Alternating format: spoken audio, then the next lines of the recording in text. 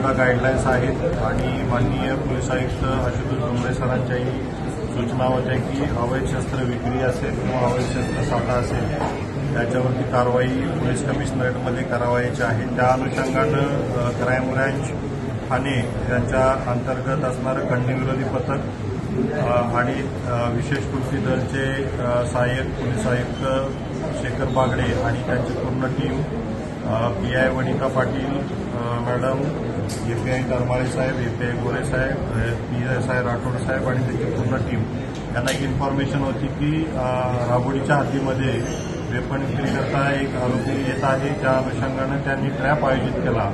त्या ट्रॅपमध्ये शंभू सुरेश महतो वयवर्ष 35 हा आता राहतो विक्रोळीचा पण मूळचा राहणारा आहे बिहारचा। तर या ठिकाणी ट्रॅप झालेला होता। त्यामध्ये आपल्याला जवळजवळ 4 पिस्टल, 2 गावठी कट्टे, 1 मॅगझिन आणि 18 जिवंत काडतुसे त्या ठिकाणी हस्तगत करण्यात आली। याची जवळजवळ किंमत 3,40,000 याची किंमत आहे टोटल। आणि याच्यामध्ये आता पुढेही याच्यामध्ये हे वेपन आणले कुठून आणि या ठिकाणी विक्री करण्यासाठी कोणाला आले होते याचा तपास चालू आहे। प्राथमिक माहितीमध्ये असं कळतं की बिहारमधून वेपन आणलेले होते।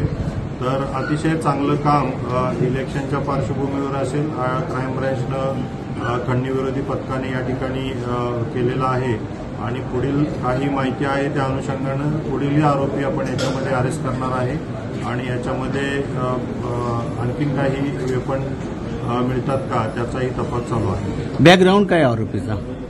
हा जो आरोपी आपण शंभू सुरेश महतो जो आपण यामध्ये जो विक्री करताना वेपन पकडलेला आहे हा जुना खुनाच्या गुन्ह्यामध्ये जेलमध्ये होता। 11 वर्ष शिक्षा भोगून हा बाहेर बेलवरती सध्या आलेला आहे आणि बाहेर बेलवरती असताना अशा पद्धतीचा हा ट्रेड करताना वेपनचा ट्रेड करताना आपल्याला मिळून आलेला आहे। ते हत्यार